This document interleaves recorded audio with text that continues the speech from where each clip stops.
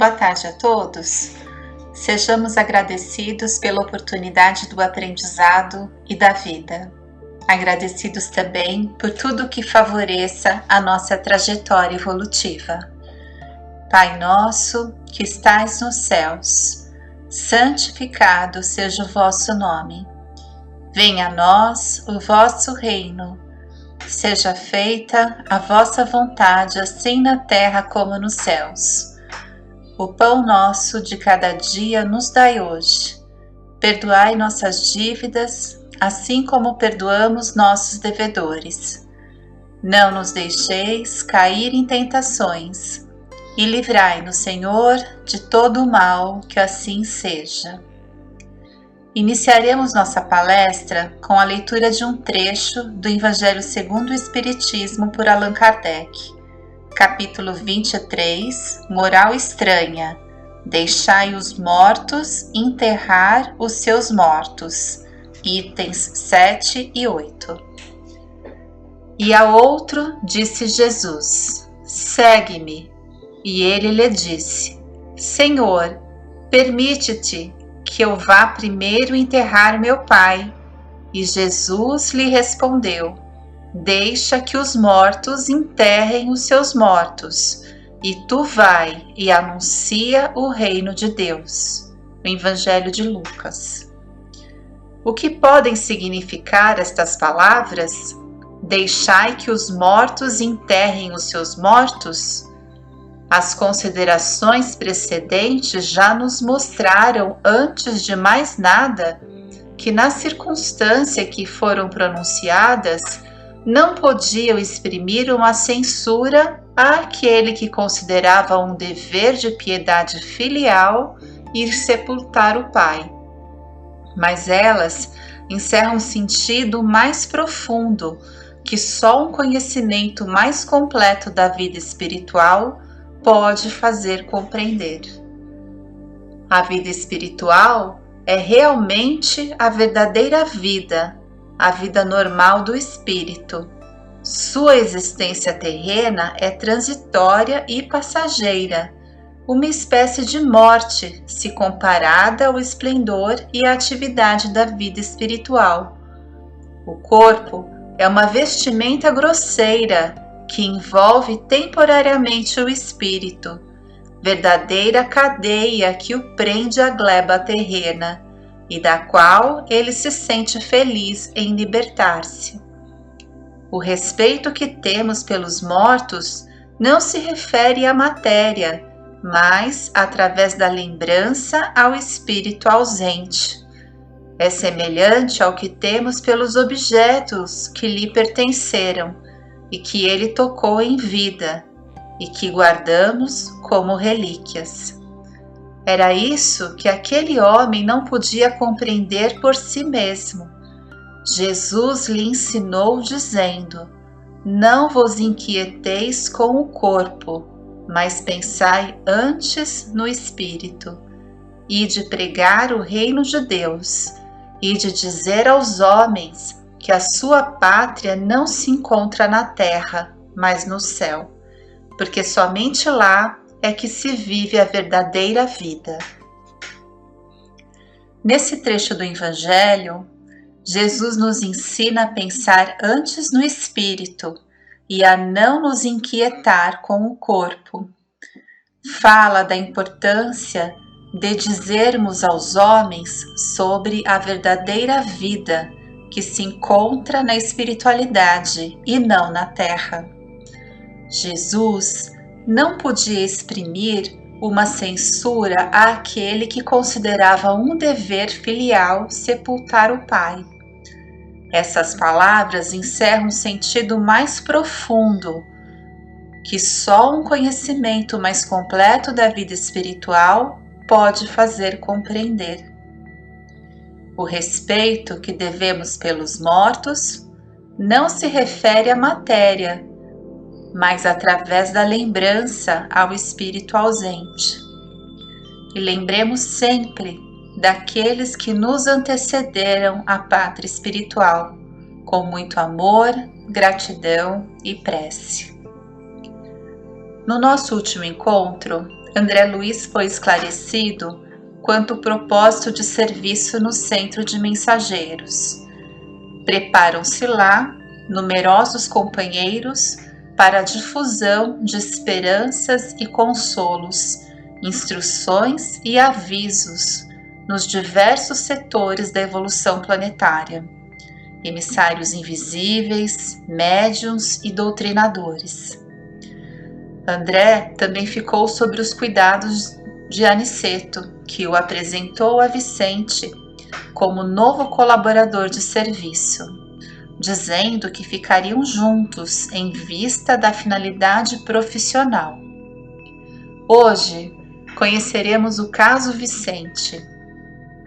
Vicente, semblante calmo, olhar inteligente e lúcido, irradiava carinho e bondade, sensatez e compreensão.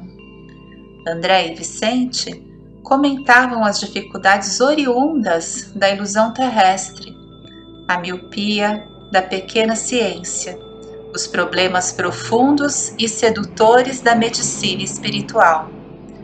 Vicente punha André ao corrente de estudos valiosos. Um pouco mais de uma hora, já se sentiam como dois irmãos unidos por laços espirituais. O novo companheiro conquistava-me infinita confiança. Com nímia delicadeza, Vicente indagou da posição de André perante os parentes terrestres, ao qual André respondeu com a história resumida, ao conhecer as segundas núpcias de sua viúva. Salientou os velhos sofrimentos que relacionou de sabores que lhe pareciam insuperáveis. Vicente ouviu silencioso, sorrindo a intervalos. Não se julgue desventurado e incompreendido. Saiba, meu caro André, que você foi muitíssimo feliz. Sua Zélia respeitou o companheiro até o fim, e o segundo matrimônio em tais circunstâncias não é de admirar. No meu caso, porém, a coisa foi muito pior. Não pode você imaginar como foi intenso o sonho de amor do meu casamento. Logo após a aquisição do diploma profissional, aos 25 anos, esposei Rosalinda, exultante de ventura. Em pouco tempo, 2 filhinhos enriqueceram-me o lar ditoso. Em virtude das reservas bancárias, não me especializei na clínica, consagrando-me ao laboratório, multiplicando pesquisas e resultados brilhantes. E Rosalinda era a minha primeira e melhor colaboradora. Parecia-me compreender-me integralmente. Era, aos meus olhos, a mãe dedicada e companheira sem defeitos. Contávamos 10 anos de ventura conjugal, quando meu irmão Eleutério, advogado, solteiro, algo mais velho que eu, deliberou localizar-se junto de nós.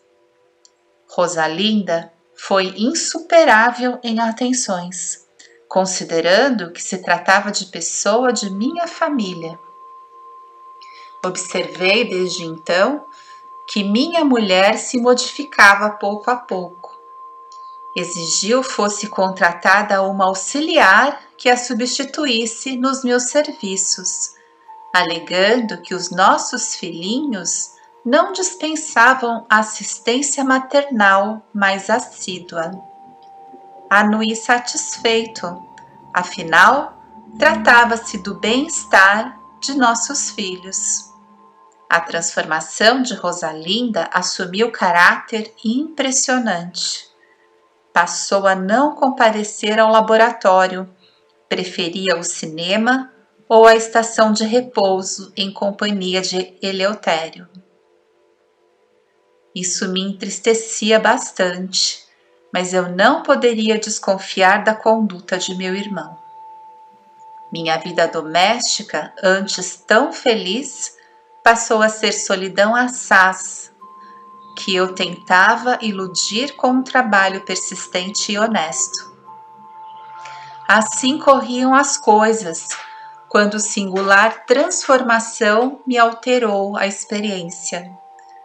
Pequena borbulha na fossa nasal, que nunca me trouxera incômodos de qualquer natureza, depois de levemente ferida, tomou caráter de extrema gravidade.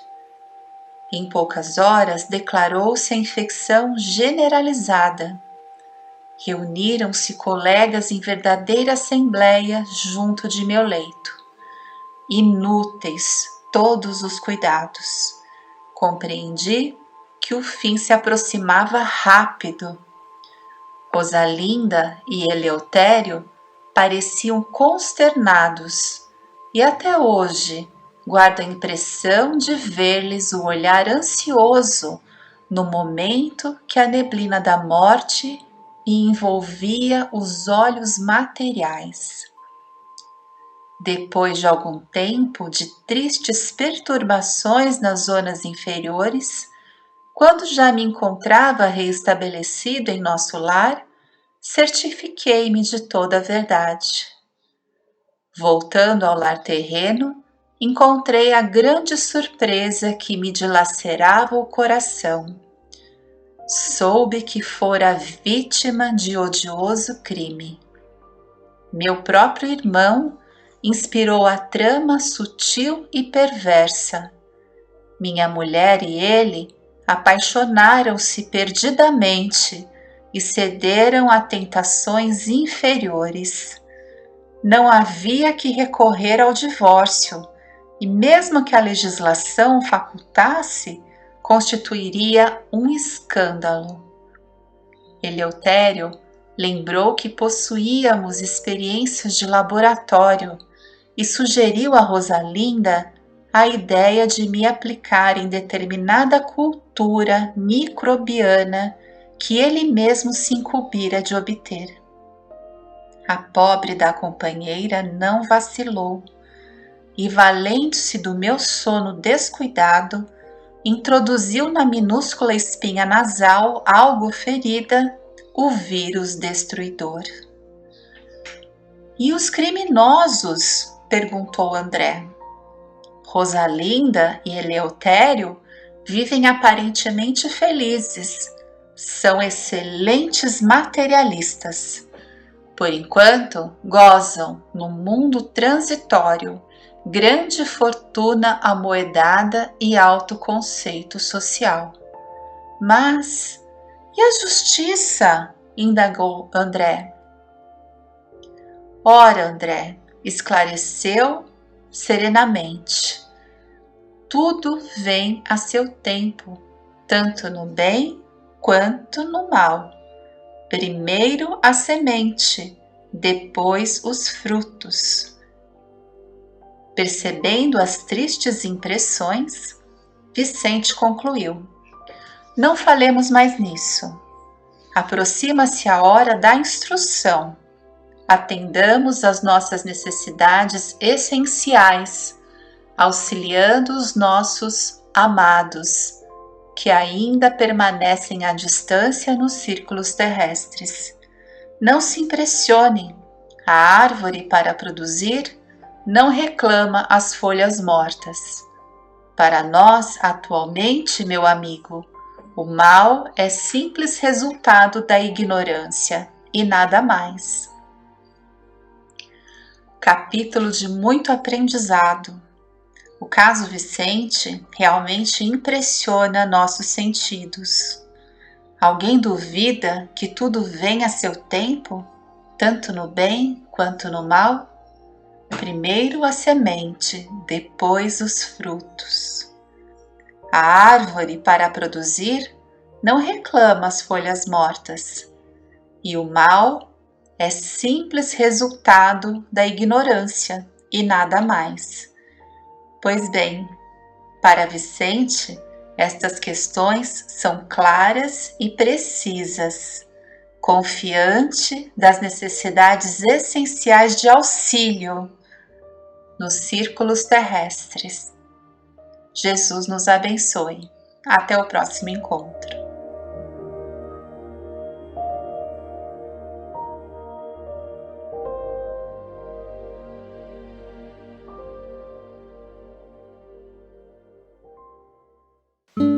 Boa tarde a todos. Vamos nesta tarde refletir sobre um alerta que nos foi trazido pela psicofonia de Chico Xavier na reunião mediúnica no Grupo Meimei, em que ele participava como médium psicofônico. E Arnaldo Rocha transcreve no livro Vozes do Além. Chama-se Ouçamos. E o Arnaldo Rocha relata que na fase terminal da reunião de 24 de maio de 1956, tivemos a satisfação de receber a visita do espírito Carlos Goiano, que foi nosso companheiro de ideal em São João del Rei, estado de Minas Gerais.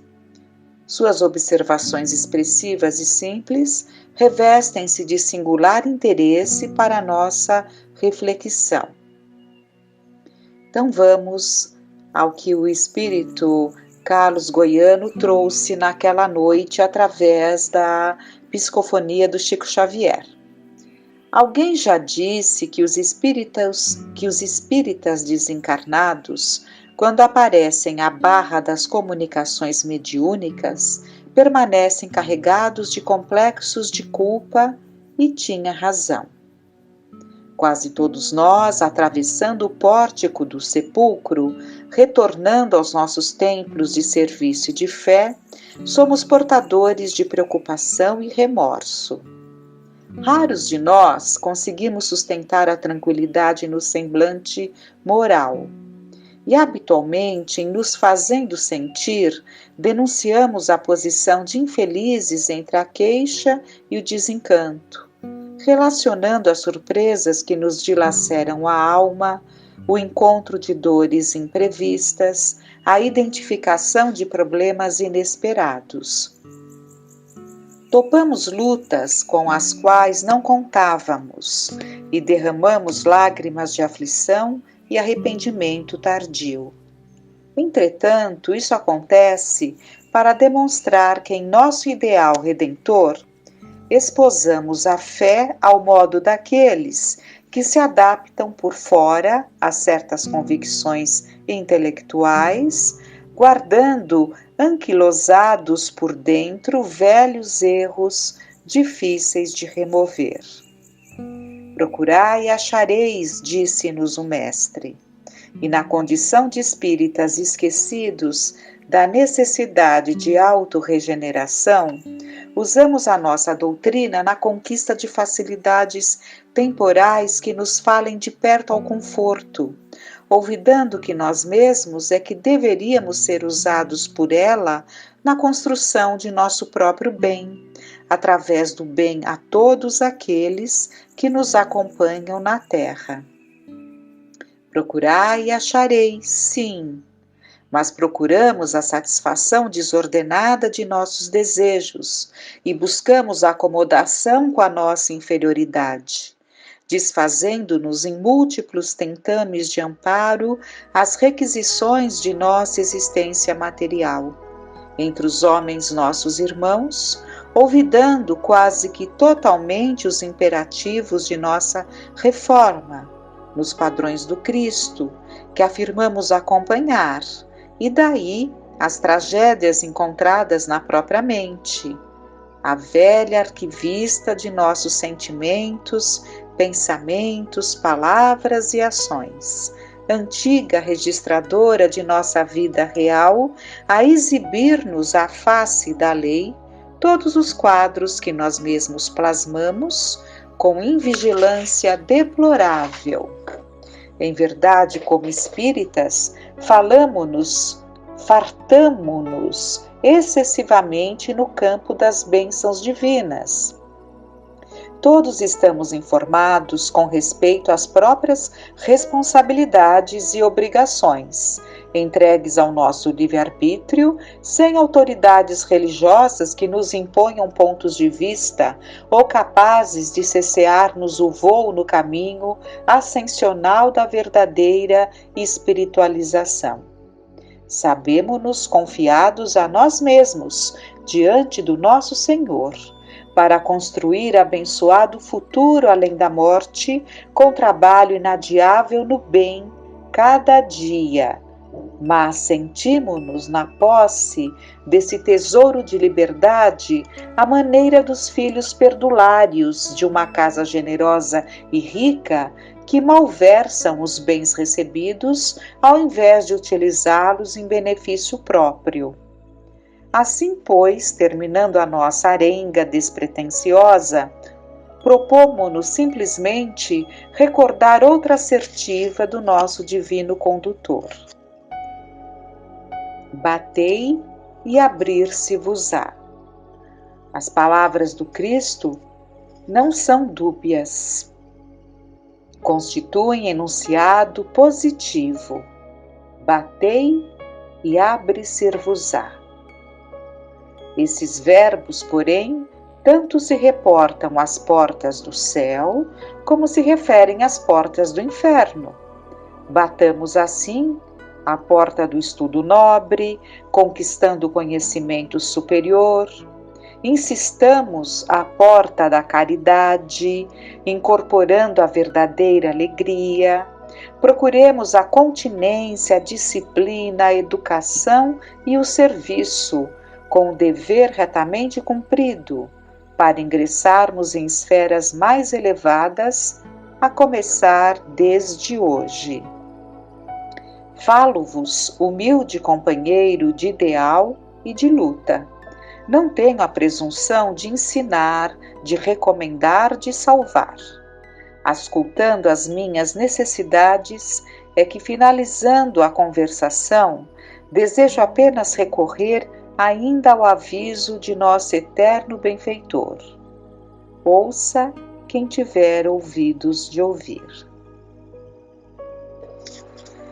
Então, quando falamos tantas vezes que o Espiritismo é a revivência do cristianismo, deve saltar aos nossos olhos e ouvidos que a bandeira da caridade levantada por Kardec é o amai-vos uns aos outros do Cristo. E isso tem que falar mais alto para nós, para que também não nos sintamos um dia pesarosos por deixarmos o tempo passar nos sentindo espíritas, mas longe de alcançar a sua proposta. Há um ponto muito interessante colocado por Kardec e que acredito nos ajudará a nos preocuparmos com quem socorremos, mas sim com o socorro.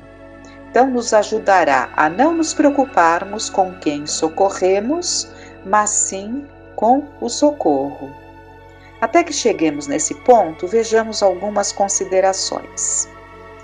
A maioria dos espíritas conhece as obras básicas da doutrina espírita, especialmente o Livro dos Espíritos, repositório de seus princípios fundamentais e que Allan Kardec desdobrou nos demais volumes que constituem a codificação espírita.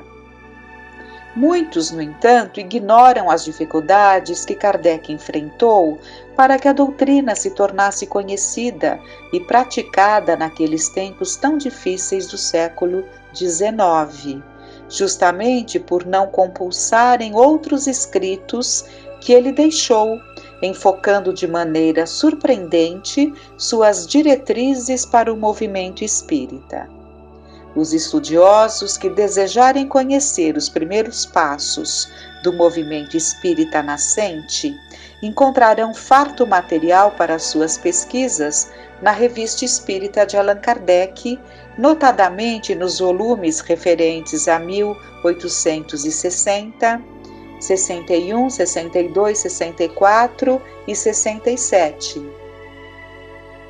Anos em que o codificador da doutrina espírita, aproveitando as férias de verão da Sociedade Espírita de Paris, deslocou-se da capital francesa para visitar algumas cidades no interior da França, alcançando em 1864 Antuérpia e Bruxelas, na Bélgica. Hoje, com o avanço da tecnologia e a rapidez dos meios de comunicação, o mundo tornou-se pequeno e acessível à significativa parcela de sua população. Muito diverso, porém, era o panorama existente na época de Allan Kardec. Para fazer a sua viagem espírita em 1862, o codificador precisou de quase 2 meses para percorrer 693 léguas e visitar cerca de 20 cidades. Isso porque a França, na metade do século XIX, já possuía uma malha ferroviária que cortava o país em todas as direções e cujos trens trafegavam na incrível velocidade de 50 km por hora. E o que buscava Kardec nessas viagens? É ele mesmo que nos revela. Nossa viagem tinha um duplo objetivo: dar instruções onde estas fossem necessárias e, ao mesmo tempo, nos instruirmos. Queríamos ver as coisas com os nossos próprios olhos, para julgar do estado real da doutrina e da maneira pela qual ela é compreendida, estudar as causas locais favoráveis ou desfavoráveis ao seu progresso, sondar as opiniões, apreciar os efeitos da oposição e da crítica, e conhecer o julgamento que se faz de certas obras. Estávamos desejosos, sobretudo, de apertar a mão de nossos irmãos espíritas e de lhes exprimir pessoalmente a nossa muito sincera e viva simpatia, retribuindo as tocantes provas de amizade que nos dão em suas cartas, de dar, em nome da Sociedade de Paris e em nosso próprio nome em particular, um testemunho especial de gratidão e de admiração a esses pioneiros da obra que, por sua iniciativa, seu zelo desinteressado e seu devotamento, constituem os seus primeiros e mais firmes sustentáculos, marchando sempre para a frente, sem se inquietarem com as pedras que lhes atiram e pondo o interesse da causa acima do interesse pessoal. E mais adiante arremata: sob vários pontos de vista, nossa viagem foi muito satisfatória e, sobretudo, muito instrutiva pelas observações que recolhemos. Se pudessem restar algumas dúvidas quanto ao caráter irresistível da marcha da doutrina e à impotência dos ataques, sobre a sua influência moralizadora, sobre o seu futuro, o que vimos bastaria para dissipá-las. A viagem espírita, em 1862, levou Allan Kardec a mais de 20 cidades diferentes, nas quais presidiu a cerca de 50 reuniões. Um convite subscrito por 500 assinaturas, efetuado mais uma vez pelo grupo lyonês, promoveu-a. No decorrer dessas 6 semanas de 1862, ao outono sucedeu o inverno, e foi através da chuva, do frio e da neve que o grande missionário se locomoveu pela província francesa. Em novembro do mesmo ano, pelo editorial da Revista Espírita, prestava conta de seus passos, escrevendo: acabamos de fazer uma visita a vários centros espíritas da França, lamentando que o tempo não nos tenha permitido ir a toda parte onde nos haviam convidado, nem prolongar nossa visita a cada localidade tanto quanto desejávamos, dada a acolhida simpática e fraterna recebida. Durante uma viagem de mais de 6 semanas, e um percurso de 693 léguas, estivemos em 20 cidades e assistimos a mais de 50 reuniões. O resultado nos deu uma grande satisfação moral sob o duplo aspecto das observações colhidas e da constatação dos imensos progressos do Espiritismo. E num desses discursos, em Lyon ou Bordeaux, sempre trazendo a caridade como ponto central, nós temos ali: o homem que pratica o bem, isto dito em tese geral, deve, pois, preparar-se para se ferir na ingratidão. Então, vamos prestar muita atenção nessas colocações de Kardec, que é aquele ponto a que eu me referi, que acho que vai nos ajudar a pensarmos em socorrer, e não exatamente em quem estamos socorrendo. Então, retomando, é um dos trechos ali de um longo discurso que ele fez. Ele até pede ali desculpas pelo tempo que ele usaria, mas diz que eram muitas coisas que ele queria colocar. Mas eu peguei o trecho que nos interessa aqui para esse ponto. O homem que pratica o bem, isto dito em tese geral, deve, pois, preparar-se para se ferir na ingratidão, para ter contra ele aqueles que, não o praticando, são ciumentos da estima concedida aos que o praticam. Os primeiros, não se sentindo dotados de força para se elevarem, procuram rebaixar os outros ao seu nível. Obstinam-se em anular pela maledicência ou a calúnia aqueles que os ofuscam. Ouve-se constantemente dizer que a ingratidão com que somos pagos endurece o nosso coração e nos torna egoístas. Falar assim é provar que se tem o coração fácil de ser endurecido, uma vez que esse temor não poderia deter o homem verdadeiramente bom. O reconhecimento é já uma remuneração pelo bem que se faz. Praticá-lo tendo em vista essa remuneração é fazê-lo por interesse. Por outro lado, quem sabe se aquele que beneficiamos e do qual nada esperamos não será estimulado a mais elevados sentimentos por um reto proceder? Esse pode ser talvez um meio de levá-lo a refletir, de suavizar sua alma, de salvá-lo. Essa esperança constitui uma nobre ambição. Se nos inferiorizarmos, não realizaremos o que nos compete realizar. Não podemos, entretanto, supor que um benefício aparentemente estéril na terra seja para sempre improdutivo. É que muitas vezes um grão semeado e que não germina senão na vida futura daquele que o recebeu. Então, é muitas vezes um grão semeado e que não germina senão na vida futura daquele que o recebeu. Muitas vezes temos observado certos espíritos ingratos como homens, tomados de emoção na espiritualidade pelo bem que lhes foi feito. E essa lembrança, neles despertando pensamentos benéficos, facilita-lhes se enveredarem para o caminho do bem e do arrependimento, contribuindo para abreviar-lhes os sofrimentos. Só o Espiritismo poderia revelar esse resultado da benevolência. Só a ele está dado, pelas comunicações recebidas do além-túmulo, revelar o lado caridoso desta máxima.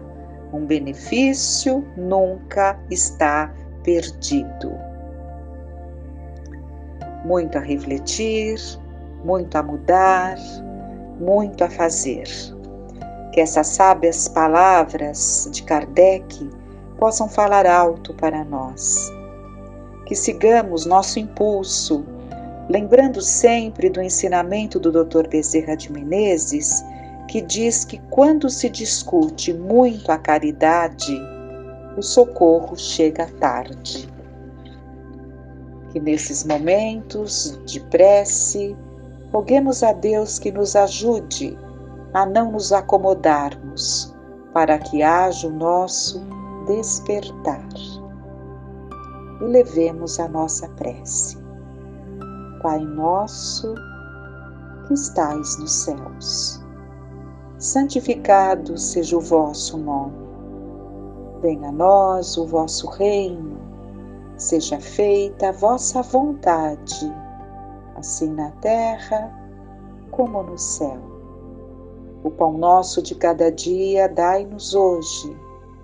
Perdoai as nossas dívidas, assim como perdoamos aos nossos devedores.